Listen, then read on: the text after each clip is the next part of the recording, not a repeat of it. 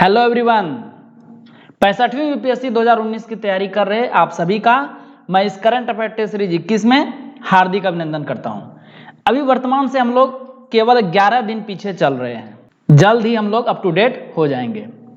अच्छा, आप लोग बिहार के करंट अफेयर्स के लिए चिंतित नहीं होइए। जब भी बीपीएससी के लेवल का कोई करंट अफेयर्स आएगा तो उसे जरूर शामिल किया जाएगा इस टेस्ट सीरीज में। चूंकि अभी लोकसभा चुनाव के कारण आदर्श आचार संहिता लगी हुई है, तो बिहार सरकार कोई नई स्कीम तो लॉन्च कर नहीं सकती, इसीलिए बिहार करंट अफेयर्स से रिलेटेड न्यूज कम आ रहे हैं।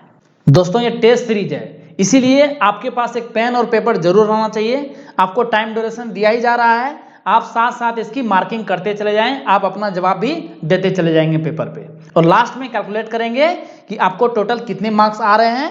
इस वीडियो के अपलोड होने के आधे घंटे बाद आपके सामने एक सर्वे रिपोर्ट आएगी, उसमें जरूर भाग लीजिएगा और आप अपना मार्क्स उसमें दर्ज कीजिएगा, आपको कितने मार्क्स आए हैं, ताकि आप खुद का मूल्यांकन कर पाएंगे कि बाकी स्टूडेंट जो इस टेस्ट सीरीज में भाग ले रहे उसके बनिस्पत आपका परफॉर्मेंस कैसा रहा, ताकि आप उसमें सुधार कर सकें और मुझे भी आपके लिए क्वालिटी वीडियो बनाने में हेल्प मिल सके। इस चैनल पर ये वीडियोज आपको मिल जाएंगे। एग्जाम और रिवीजन सीरीज में पढ़े हुए विषय को एग्जाम तक कैसे याद रखें, किताब को पढ़ने का सही तरीका क्या है, रिवीजन के लिए नोट्स कैसे बनाएं, ये वीडियोस मैं कंप्लीट कर चुका हूं।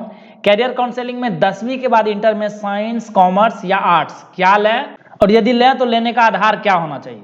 दूसरी वीडियो है इंटर के बाद रेगुलर कॉलेज में एडमिशन लें या डिस्टेंस मोड में, ये जो डाउट है इसको भी मैं क्लियर कर चुका हूं। स्टैटिक पोर्शन में आपको इतिहास की वीडियो शुरू हो गई है, जिसमें हम लोग प्राचीन, मध्यकालीन और आधुनिक तीनों इतिहास को बहुत डिटेल वे में पढ़ने वाले हैं। जब ये कंप्लीट हो जाएगा तो विश्व के इतिहास को भी हम लोग शुरू करेंगे। सांख्यिकी यानी स्टैटिस्टिक्स कॉम्पिटिटिव एग्जाम के लिए ये वीडियोज भी शुरू कर चुका हूं, ये अभी फिलहाल शुरू हुआ है, धीरे धीरे इसमें रेगुलरिटी बनेगी। 65th बीपीएससी 2019 स्पेशल के लिए 6 माह की रणनीति, 9 माह की रणनीति और 1 साल की संपूर्ण रणनीति प्रीलिम्स और मेंस के लिए ये वीडियोस आपको मिल जाएंगे। दैनिक समय सारणी स्टूडेंट्स के लिए क्या होना चाहिए, और वर्किंग प्रोफेशनल या कोई हाउस वाइफ है तो उसके लिए क्या होना चाहिए। और करंट अफेयर्स की जो सीरीज आपको संडे को मिलती थी, अब ये थर्सडे को भी मिलेगी। तो जब तक हम लोग बिल्कुल अप टू डेट नहीं हो जाएंगे तब तक आपको सप्ताह में 2 वीडियोज मिला करेंगे करंट अफेयर टेस्ट सीरीज की। और जब ये हम लोग अप टू डेट हो जाएंगे तो समसामयिक चर्चा जो एक सीरीज आरंभ की गई है, जिसका पहला वीडियो जारी हुआ है, फिर ये वीडियोज ये कंप्लीट होने के बाद ये वीडियोज आपको रेगुलर मिलते रहेंगे सप्ताह में 2 दिन। यदि आप इस चैनल पर नए हैं तो चैनल को सब्सक्राइब कर लीजिए, बेल आइकन को प्रेस कर लीजिए, ताकि कोई भी वीडियोस आए तो आपसे मिस ना हो सके। यदि आपको पीडीएफ चाहिए तो आप टेलीग्राम चैनल पर जुड़ जाइए, मैं सभी वीडियोस का लिंक डिस्क्रिप्शन बॉक्स में डाल दूंगा। पहला सवाल है, द्वितीय विश्व युद्ध के दौरान भीषण युद्ध की वजह से प्रसिद्ध हुए कंगला टोंगबी कहां स्थित है, राज्य का नाम बताना है, ये उसी का स्मारक है। सही जवाब है ऑप्शन नंबर बी, मणिपुर में।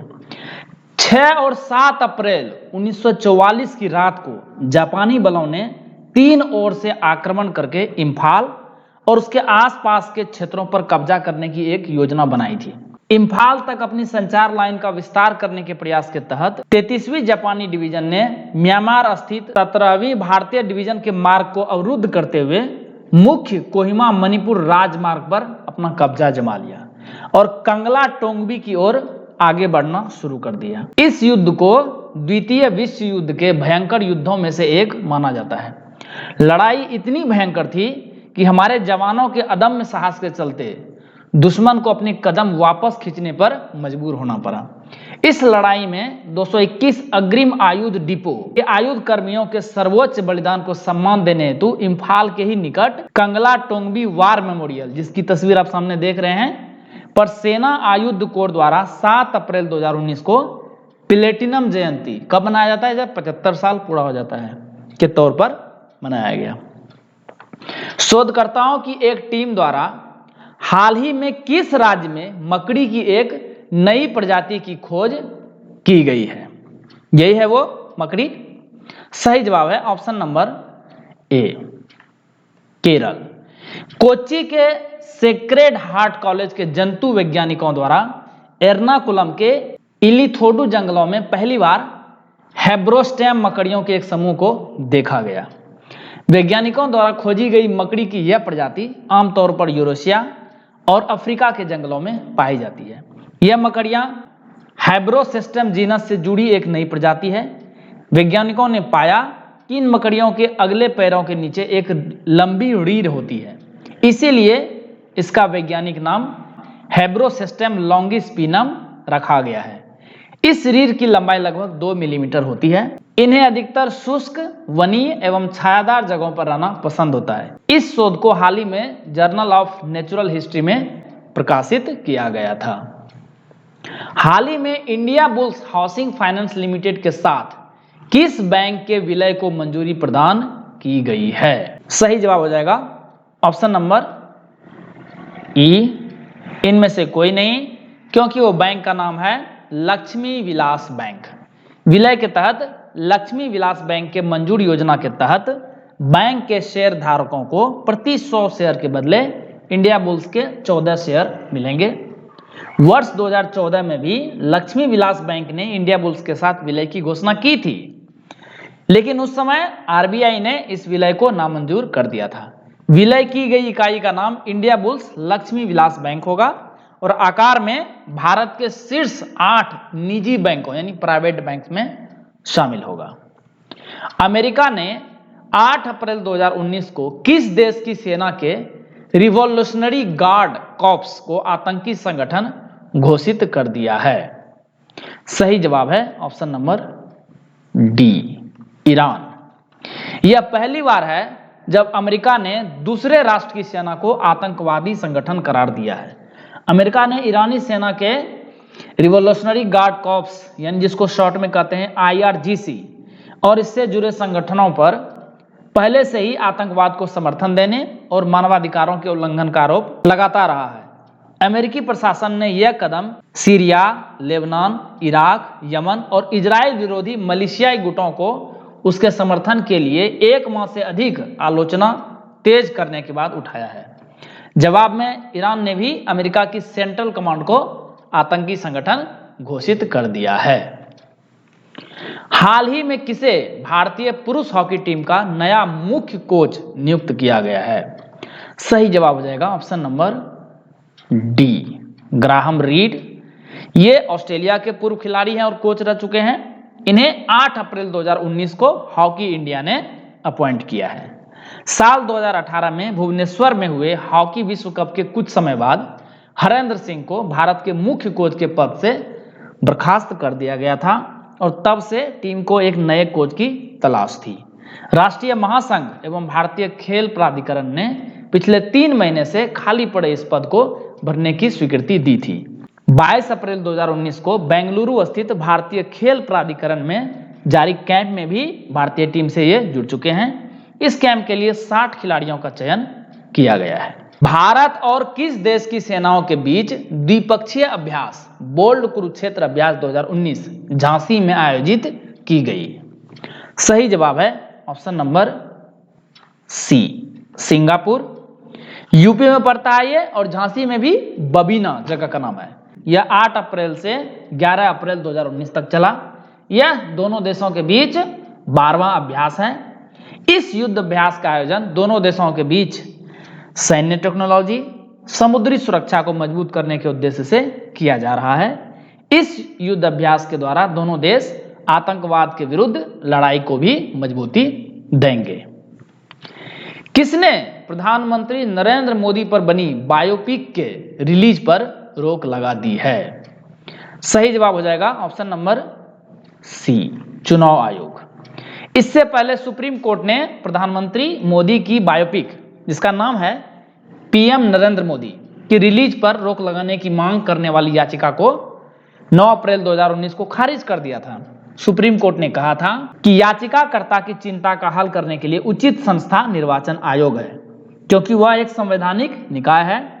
सुप्रीम कोर्ट की पीठ ने कहा था कि चुनाव आयोग को यह तय करना है कि फिल्म आचार संहिता का उल्लंघन कर रही है या नहीं। यह फिल्म 11 अप्रैल 2019 को रिलीज होनी थी। आयोग ने अपने आदेश में कहा कि चुनाव के दौरान ऐसी किसी फिल्म के प्रदर्शन की इजाजत नहीं दी जा सकती है जो किसी राजनीतिक दल या राजनेता के चुनावी हितों के उद्देश्य को पूरा करती हो। इसमें एक सेक्शन का नाम याद रखिएगा, सेक्शन 126(1). इसका नाम है representative of the people act. इसी के तहत यह रोक लगाई गई है। इस फिल्म के निर्देशक हैं ओमंग कुमार। वैज्ञानिकों ने पहली बार टेलीस्कोप के एक ग्लोबल नेटवर्क की मदद से एक ब्लैक होल का चित्र खींचा है। यह ब्लैक होल कहाँ स्थित है, उसी की यह तस्वीर है। ये जो बीच में आपको दिख रहा है यही है ब्लैक होल, ये बीच वाला क्षेत्र। सही जवाब हो जाएगा option number B, M87 Galaxy. इसको दूसरे नाम से भी बुलाया जाता है। दूसरा नाम क्या है इसका, मेसिए 87 वर्गो ए NGC 4486। यह उपलब्धि साल 2012 में शुरू किए गए इवेंट होराइजन टेलीस्कोप के शोध का नतीजा है। इसके लिए शोध कार्य इवेंट होराइजन टेलीस्कोप प्रोजेक्ट के तहत किया गया। इस ब्लैक होल प्रोजेक्ट को पूरा करने के लिए विश्व भर में अलग अलग 6 टेलीस्कोप लगाए गए थे। इस प्रोजेक्ट के तहत कई रेडियो टेलीस्कोप एंटीना को इस तरह जोड़ा गया ताकि यह एक टेलीस्कोप की तरह काम कर सके। इस शोध का मुख्य उद्देश्य विभिन्न ब्लैक होल की नजदीक से जानकारी जुटाना है। वैज्ञानिकों को इस अध्ययन से जो जानकारी मिली है उससे साल 1915 में अल्बर्ट आइंस्टीन द्वारा सापेक्षता का सिद्धांत यानी थ्योरी ऑफ रिलेटिविटी और मजबूत हुआ है। अब ब्लैक होल क्या है, यह एक शक्तिशाली गुरुत्वाकर्षण युक्त खगोलीय क्षेत्र होता है जिसकी गुरुत्वाकर्षण शक्ति से प्रकाश भी नहीं बच सकता। ब्लैक होल या जिसको हिंदी में कहें तो श्याम विवर तारों की मृत्यु के बाद की अवस्था को कहते हैं।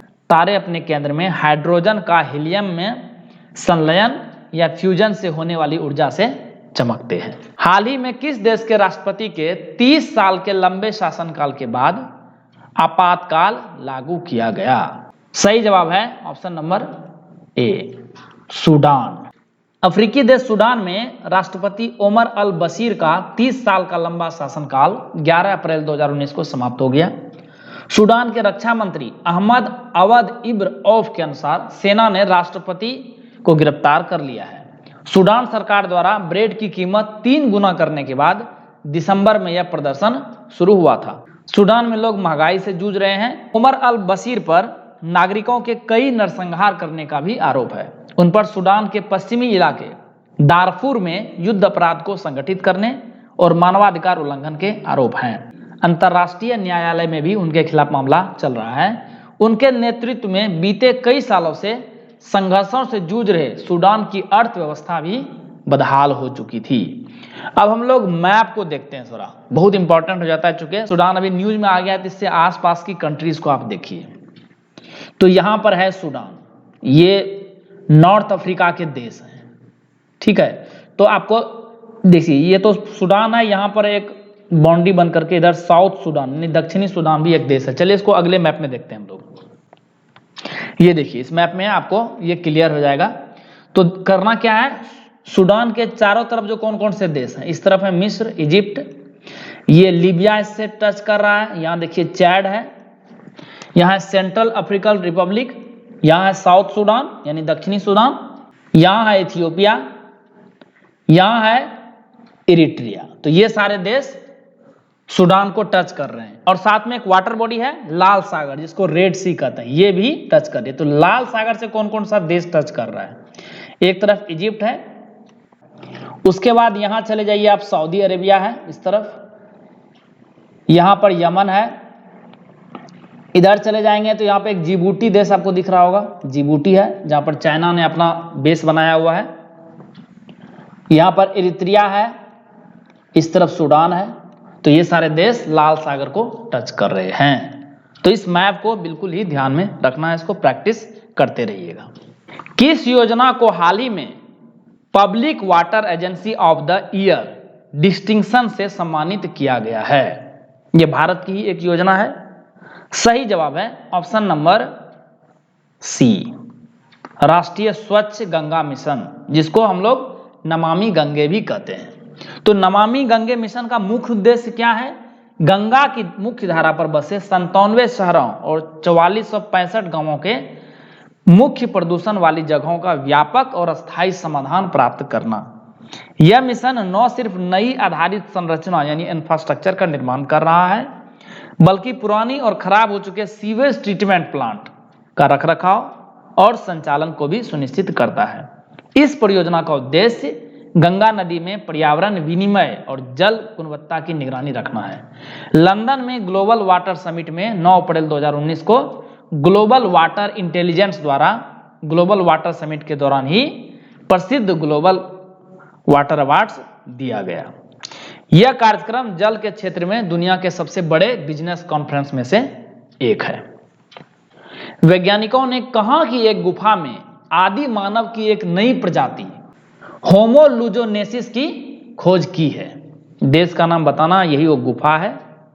सही जवाब है ऑप्शन नंबर ई। इनमें से कोई नहीं, क्योंकि वो देश है फिलीपींस। इस खोज को नेचर जर्नल में प्रकाशित किया गया।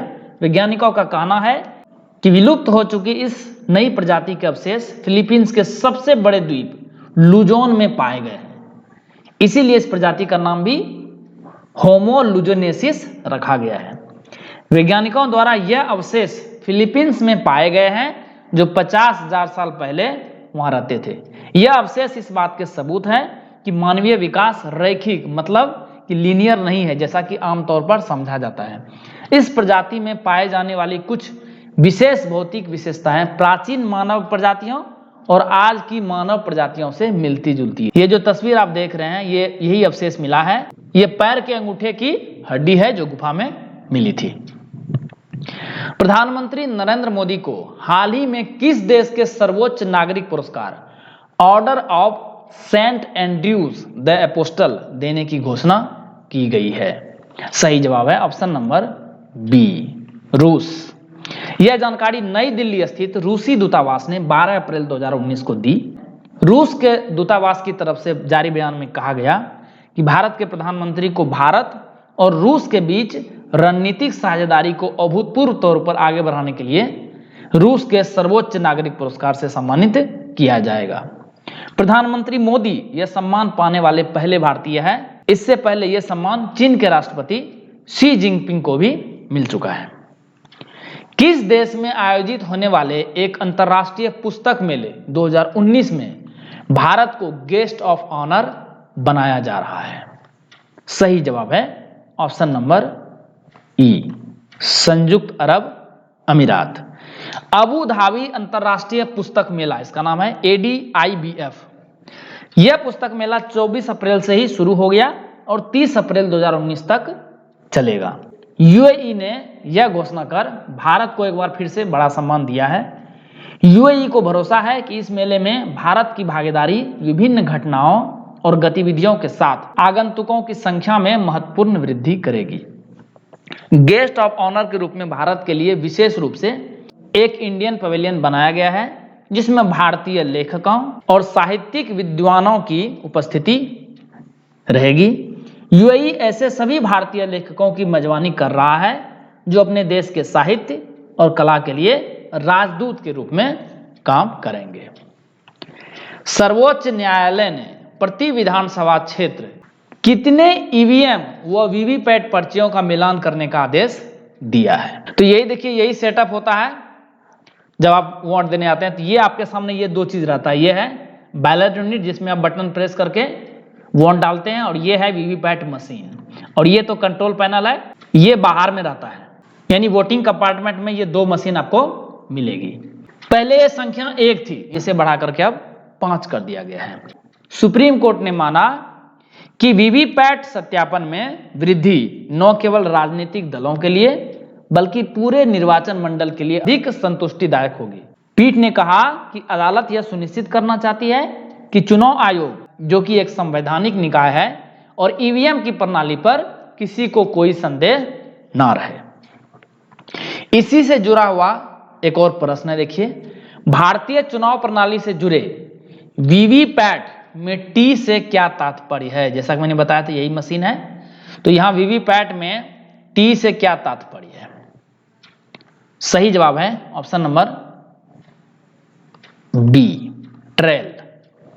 तो फुल फॉर्म हो गया इसका voter verified paper audit trail. फिर से सुनिए, voter verified paper audit trail. Hindi में कहें तो मतदाता सत्यापित पेपर ऑडिट ट्रेल। तो टी का मतलब ट्रेल है जिसे हिंदी में निशान या चिन्ह कह सकते हैं। जब आप किसी मतदाता को वोट डालते हैं तो वीवीपैट मशीन के स्क्रीन पर, ये सामने स्क्रीन आपको दिख रही होगी, यही है स्क्रीन, इसी स्क्रीन पर उसी उम्मीदवार के नाम का एक पर्ची दिखाई पड़ता है, जिससे आप श्योर हो जाते हैं कि आपने जिसको वोट डाला है वोट उसी को पड़ा है। बाद में यह पर्ची वीवीपैट मशीन के अंदर में एक बॉक्स में जमा हो जाती है। ये जो देख रहे हैं इसके अंदर, यहाँ पर ये बॉक्स के अंदर यहाँ पर जमा होती चली जाती है।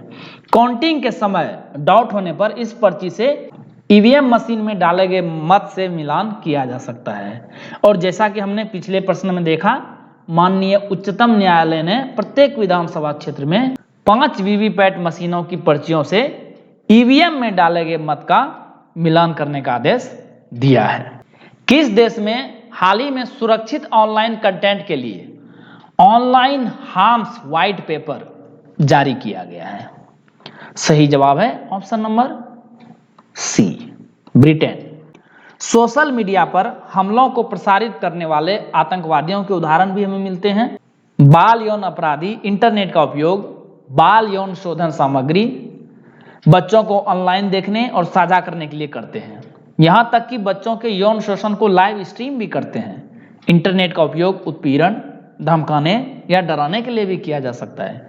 विशेष रूप से कमजोर समूहों में या सार्वजनिक जीवन में लोग इसके शिकार हो जाते हैं। युवा वयस्कों या बच्चों को हानिकारक सामग्री से अवगत कराया जा सकता है जो इससे संबंधित है। उदाहरण के लिए आत्मक्षति या आत्महत्या करने के लिए भी उकसाया जा सकता है। ब्रिटिश सरकार का ऑनलाइन हार्म्स, ये जो व्हाइट पेपर है यानी श्वेत पत्र है, जो 1 जुलाई तक सार्वजनिक परामर्श के लिए खुला है, का उद्देश्य अपने उपयोगकर्ताओं विशेषकर बच्चों की सुरक्षा के लिए ऑनलाइन प्लेटफॉर्म को उत्तरदायी बनाना है। किस रेंगने वाले जीव यानी क्रीपिंग क्रिएचर्स के जीन में हाल ही में वैज्ञानिकों ने सफलतापूर्वक बदलाव किया यानी जीन एडिटिंग किया है? तो जीन एडिटिंग कैसे करते हैं, ये देखिए जीन एडिटिंग हो रहा है। जो डिफॉल्ट रहता है या जिसको हमको सुधार करना है उसको काट के अलग कर दिया जाता है और ये नया जीन इसमें ऐड कर दिया जाता है और ये श्रृंखला को कंप्लीट कर दिया जाता है। सही जवाब है ऑप्शन नंबर डी, छिपकली।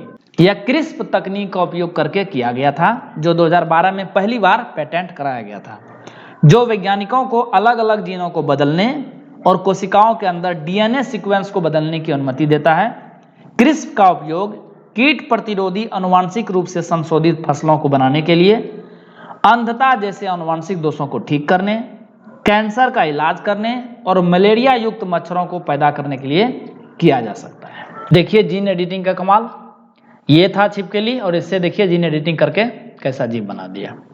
National institutional ranking framework NIRF 2019 में ओवरऑल सीट्स रैंकिंग किसे मिला है? संस्थान का नाम आपको बताना है। सही जवाब है option number C, IIT Madras.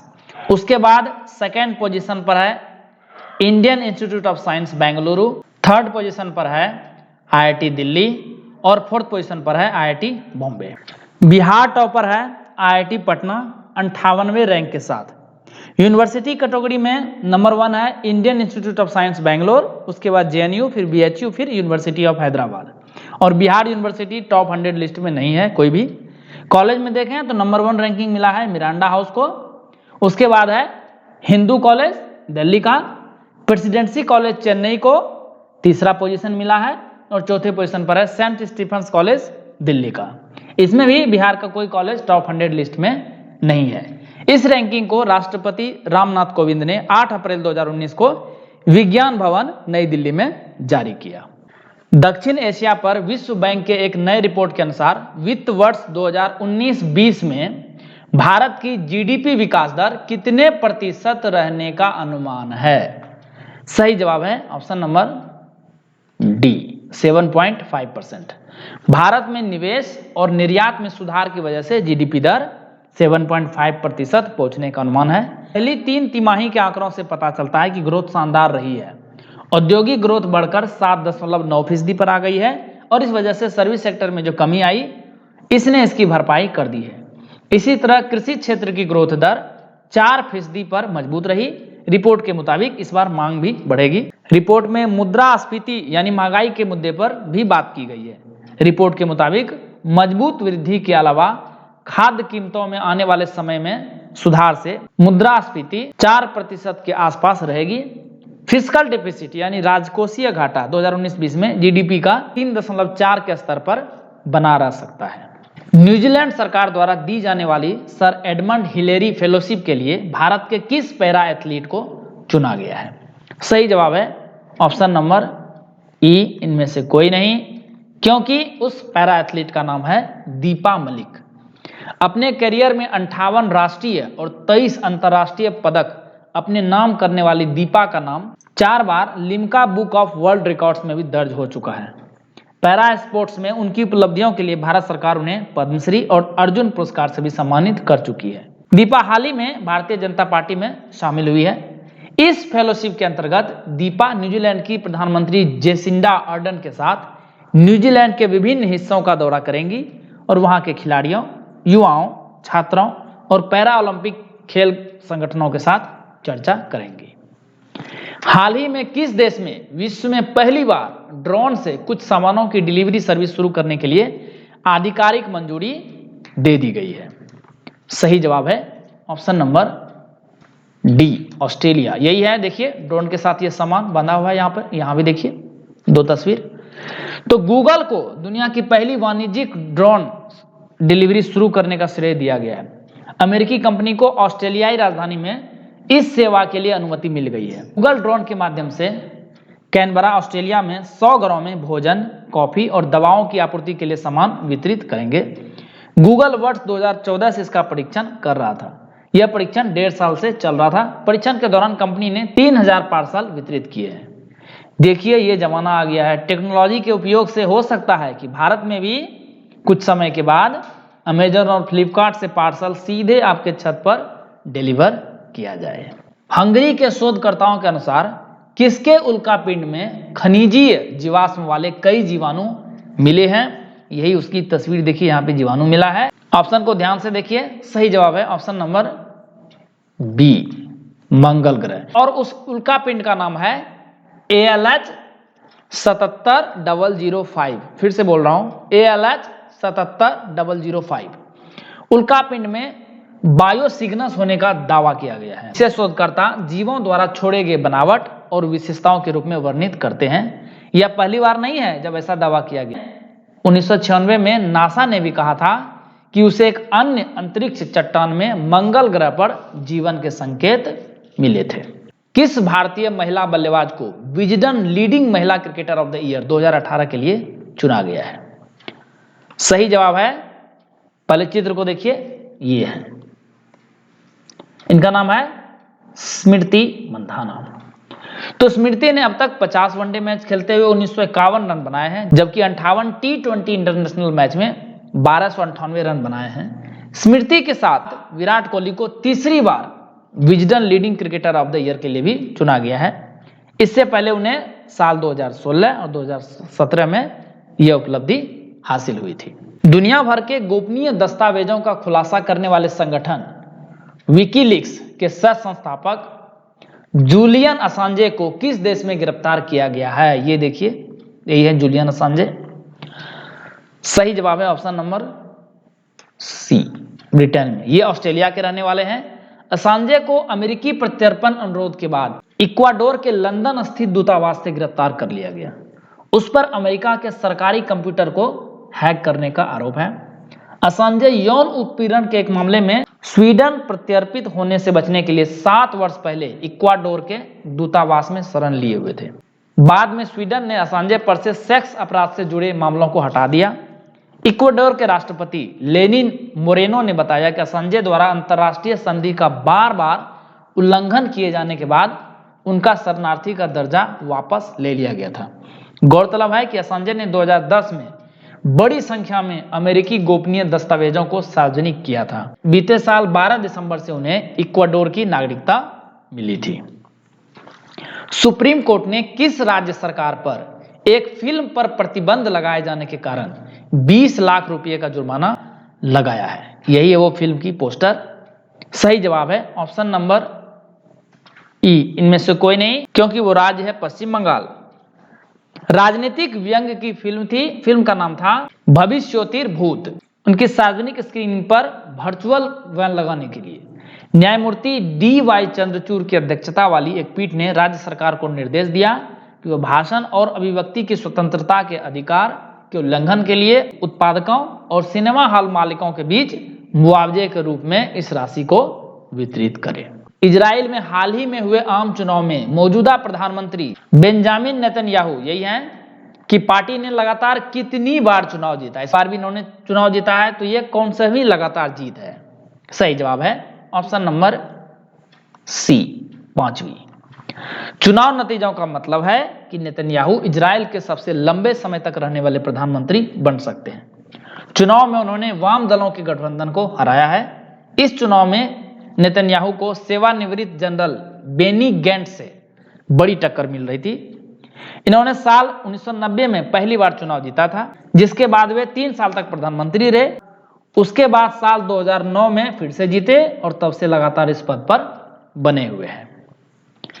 अंतर्राष्ट्रीय मुद्रा कोष IMF ने चालू वित्त वर्ष 2019-20 के लिए भारत का GDP विकास अनुमान कितना प्रतिशत घटा दिया है? पिछले प्रश्न में हमने देखा था विश्व बैंक द्वारा, अब है IMF द्वारा। तो ये जो GDP का अनुमान है, जो प्रमुख संस्थाएं होती है अंतर्राष्ट्रीय स्तर पर, ये बहुत ही इंपॉर्टेंट क्वेश्चन के रूप में बनकर आपके सामने कई बार प्रश्न में पूछा जाता है। तो कितना प्रतिशत घटा दिया है? सही जवाब है ऑप्शन नंबर ए, 0.2%। IMF ने अपनी वर्ल्ड इकोनॉमिक आउटलुक रिपोर्ट, देखिए यही रिपोर्ट जारी की गई है, इसे 9 अप्रैल 2019 को जारी किया गया। इस रिपोर्ट में कहा गया कि भारत में 2019, यानी 2019 का मतलब यहाँ पर है, जैसे यहाँ पर देखिए 2018 है तो ये 2018-19 हो गया, 2019 है इसका मतलब 2019-20, और 2020 कहा गया है इसका मतलब 2020-21। तो 2019 यानी 2019-20 के दौरान निवेश में निरंतर सुधार आने, मौद्रिक नीति के अधिक सरल होने की वजह से, बढ़ते उपभोग और राजकोषीय नीति से पड़ने वाले कुछ असर की वजह से आर्थिक वृद्धि दर 7.3% रहने का अनुमान लगाया है। इससे पहले 7.5% GDP ग्रोथ का अनुमान लगाया था, तो GDP ग्रोथ को 0.2% घटा दिया है। तब देखिए जो ग्लोबल इकोनॉमी है, ग्लोबल इकोनॉमी किस प्रकार से बढ़ रही है, तो 2019-20 में 3.3% का ग्लोबल GDP ग्रोथ देखने को मिल सकता है। ये फिगर है एडवांस इकोनॉमी का और ये इमर्जिंग और डेवलपिंग इकोनॉमी का, जिसमें कि भारत भी आता है।